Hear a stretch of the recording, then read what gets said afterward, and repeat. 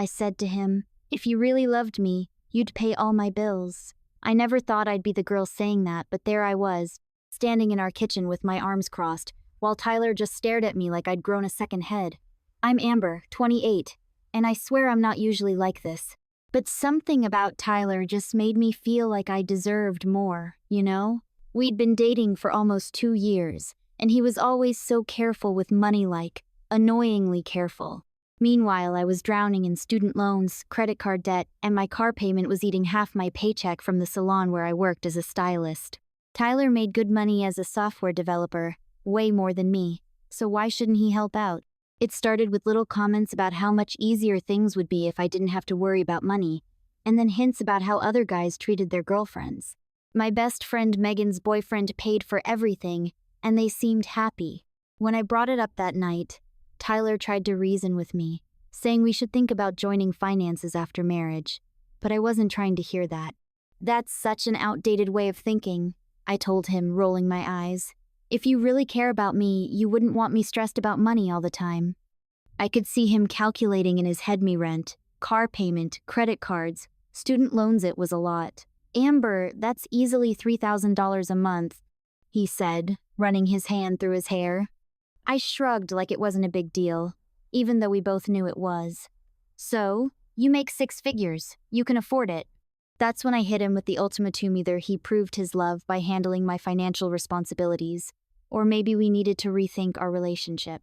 The look on his face, part hurt, part disbelief, should have been my first warning sign, but all I saw was him nodding slowly, giving in. Fine, he said finally. I'll pay your bills.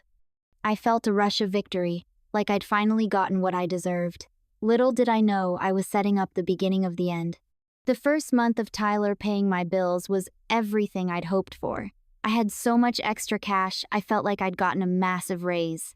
I bought new clothes, splurged on fancy dinners with Megan, and even treated myself to those designer shoes I'd been eyeing for months. Tyler didn't say much about my spending, but I caught him staring at the credit card statement one night, his jaw tight. What? I snapped. You said you'd cover it. He just shook his head and paid it. That became our new normal. He'd deposit money into my account every payday, and I'd live my best life while he worked more hours and picked up freelance projects on the weekends. One night, I came home late from drinks with the girls to find him still at his desk, eyes red from staring at his computer. You're working too much, I told him, feeling a tiny pang of guilt. Maybe, he replied, not looking up, but those Jimmy Choos weren't cheap. I should have offered to cut back, but instead I got defensive. You don't get to make me feel bad about spending when you agreed to this. He just sighed and kept working. My mom noticed the change in our relationship when we visited for dinner. You two seem different, she said when Tyler went to the bathroom. He's just busy with work. I brushed her off. What I didn't tell her was that we barely talked anymore, that sex had become rare, that Tyler spent most nights coding until I fell asleep. But the arrangement was working for me, so I ignored the warning signs. 3 months in, Tyler suggested we move in together to save money. I agreed, thinking it meant more financial help, not realizing he was struggling to maintain 2 places. We found a nice apartment closer to his office, and he even let me decorate it however I wanted. I went all out: luxury furniture, expensive art, the works. 5 months into our arrangement, Tyler got a promotion. I was thrilled, thinking it meant even more money for us. When he came home with the news, I immediately started talking about upgrading my car. He cut me off mid-sentence. Amber, I need to talk to you about our arrangement, he said, his voice serious. My stomach dropped. What about it? You're not backing out, are you? He looked so tired, so much older than his 30 years. I'm working 70-hour weeks, he said quietly. I haven't seen my friends in months. This isn't sustainable. I panicked. But you promised, if you really love me. He held up his hand. Don't say that again. But I was scared of losing everything, so I did what had worked before. I cried, told him how much I needed him, how I couldn't go back to struggling, and somehow it worked again. He agreed to keep paying, but suggested I look for a better paying job. I nodded, knowing I wouldn't. Why would I? I had everything I wanted. 6 months in, I started noticing the changes. Tyler was coming home later and later. At first, I believed his excuses about work deadlines and client meetings. But then, I noticed other things, the way his phone would buzz, and he'd take it to another room, how he stopped asking about my day, the growing distance in his eyes when he looked at me. One afternoon, I was getting my nails done when I saw a notification on his banking app on my phone. I still had access because he paid my credit card through it. There was a transfer for $2,500 to someone named Cassidy Wilson. The name meant nothing to me, but the amount set off alarm bells. I checked the history, the same amount, same name, every month for the past 3 months. When he got home that night, I was waiting. Phone in hand, transaction history displayed. "Who is Cassidy Wilson?" I demanded without even saying hello. Tyler froze halfway through taking off his coat. For a split second, I saw panic cross his face before he composed himself. "A colleague," he said carefully. "Why?" I thrust the phone at him. "You're paying her rent." He took the phone, looked at it, then handed it back. "It's not what you think." "Then what is it?" I felt tears threatening, but held them back. He sighed, sat down on the couch, suddenly, looking defeated. "She's helping me with something. A project." "What kind of project costs 3 months of rent payments?" He stood up again, agitated.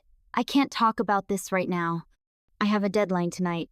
And just like that, he shut himself in the home office, leaving me with nothing but questions and a growing pit in my stomach. I couldn't sleep that night. Who was this Cassidy girl? The next morning, I called in sick to the salon and decided to do some digging. After searching social media, I narrowed it down to a pretty blonde, maybe 25, who worked at Tyler's company. My stomach churned. She was gorgeous, the kind of effortless, natural beauty that made me feel immediately insecure. I went deeper, checking her tagged photos, and there it was, a company holiday party from 6 months ago. Tyler standing next to her, both holding drinks, laughing at something off camera. They weren't touching, but the way they were angled toward each other spoke volumes. Then I remembered Tyler's laptop sometimes left at home when he went to the gym. I searched for Cassidy and dozens of exchanges appeared. Most seemed work-related at first glance, but as I read more carefully, I noticed a pattern. Coffee meetings, lunch discussions, weekend project sessions. Then I found ITAN email thread about apartment viewings. Cassidy thanking Tyler for helping her find a place. Tyler responding that he was happy to help and mentioning a budget that exactly matched the $2,500 monthly payments. I kept searching and found a shared Google Drive link with dozens of documents. One folder was simply labeled Future. Inside were house listings, vacation itineraries, and a budget spreadsheet titled Post-Amber Finances. The document detailed how much money Tyler would save once he wasn't paying my bills, with notes about investing the difference, saving for a down payment, and most devastating date nights with C. I slammed the laptop shut, unable to process what I was seeing. Tyler wasn't just cheating, he was planning an entire future with this woman, using the money he'd be saving once I was out of the picture. When he got home that evening, I was ready for war. "You're paying her rent?" I screamed before he even fully entered. Tyler froze, his face draining of color. "You went through my computer?" "Don't you dare turn this around on me. You've been supporting another woman planning a future with her while I'm sitting here like an idiot." "It's not what you think, Amber." "I saw the spreadsheet. Amber Finances, date nights with C. I'm not stupid, Tyler." He ran his hands through his hair. "Cassidy is my financial advisor," he said finally. I laughed bitterly. "Is that what they call it now? Financial advisor with benefits?" "She literally is a financial advisor, Amber.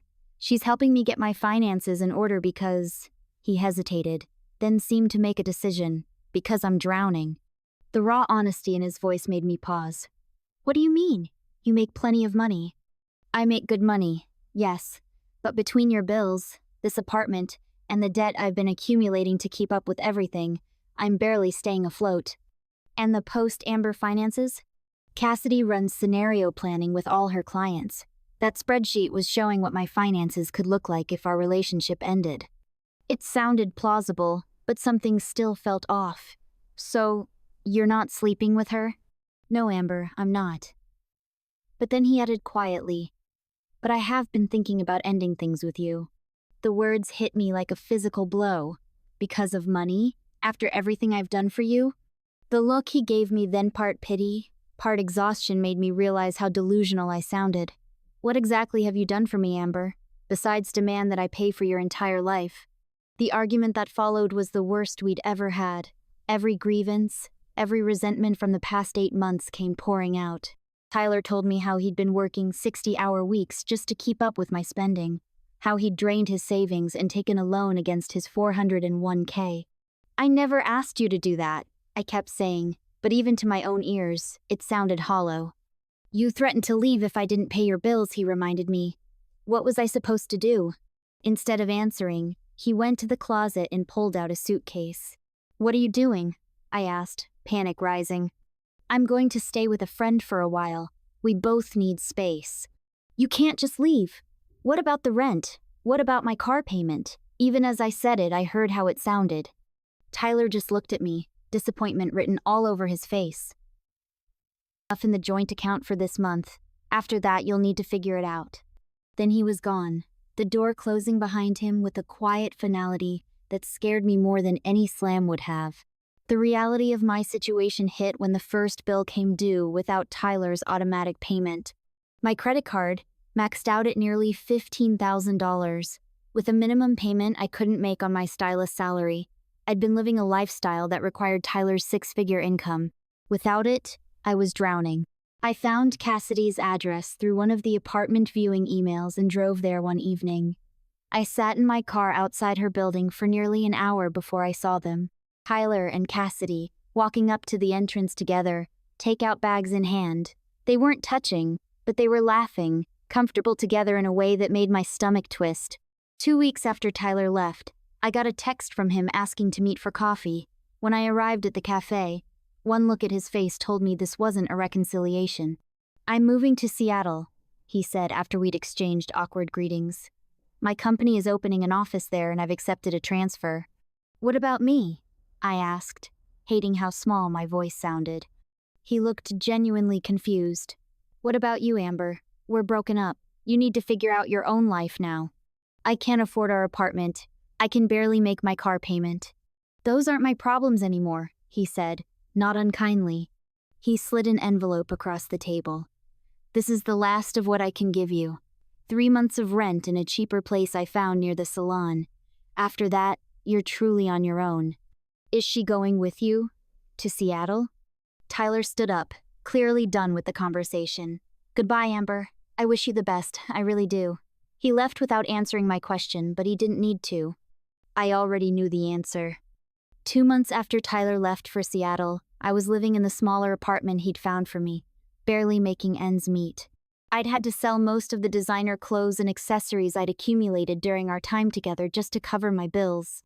Then came the social media post that shattered what was left of my heart. A casual snapshot on Instagram, Tyler and Cassidy on a ferry, Seattle skyline behind them, his arm around her shoulders.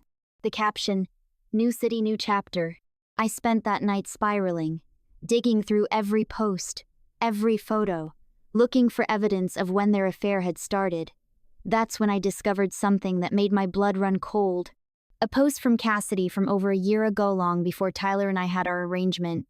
The photo showed her with an older woman in a hospital bed. The caption read, "6 months post-op and mom's finally coming home. Couldn't have done it without my amazing clients who trusted me through this crazy time. Number, financial advisor number, grateful." I clicked through to more posts and saw a story unfolding. Cassidy's mother had needed expensive cancer treatment. Cassidy had taken her on as a dependent while working full-time as a financial advisor. I kept scrolling and found a recent post, a screenshot of a banking app showing a paid-off medical debt of over $200,000 with the caption, "After 3 years, mom's medical bills are finally paid off." The date on the post was just 1 week after Tyler had left me. Those monthly payments weren't rent money. That was him helping her pay off her mother's medical bills. I felt physically ill. All those accusations I'd thrown at Tyler, all my assumptions about him cheating, they'd been wrong. He hadn't been paying for another woman's lifestyle like he'd paid for mine. He'd been helping someone who was struggling with actual life or death bills, not shopping sprees and designer shoes. A week later, I received a final email from Tyler. I saw Cassidy's posts about her mom. I wrote back, "I'm sorry for the things I said. I was wrong about her, and about a lot of things." I didn't expect a response, but one came the next day. "She's an amazing woman," Tyler wrote. "She helped me understand that I was enabling your financial dependence instead of building a true partnership. She showed me what it looks like when two people support each other through hard times, not just financially but emotionally too. The irony is that while I was paying your bills so you could live beyond your means, I was also helping Cassidy with her mother's medical expenses. The difference was that she was working 3 jobs herself, living in a tiny studio, and never once taking my help for granted." I closed the email, tears streaming down my face. For the first time, I faced the ugly truth about myself, how entitled I'd been, how I'd manipulated Tyler with that ultimatum, how I'd valued his money more than his well-being. I said, "If you really loved me, you'd pay all my bills," and I got exactly what I asked for. Tyler paid all my bills. But it cost me the one thing money couldn't buy: someone who truly loved me despite my flaws, who wanted to build a life with me, not just finance my lifestyle. Now he pays for another woman's life, but not in the way I assumed. He's supporting her dreams, her goals, her values, just as she supports his. That's the kind of love I threw away when I reduced our relationship to a financial transaction. And no amount of designer shoes or fancy apartments could ever fill the hole that realization left behind.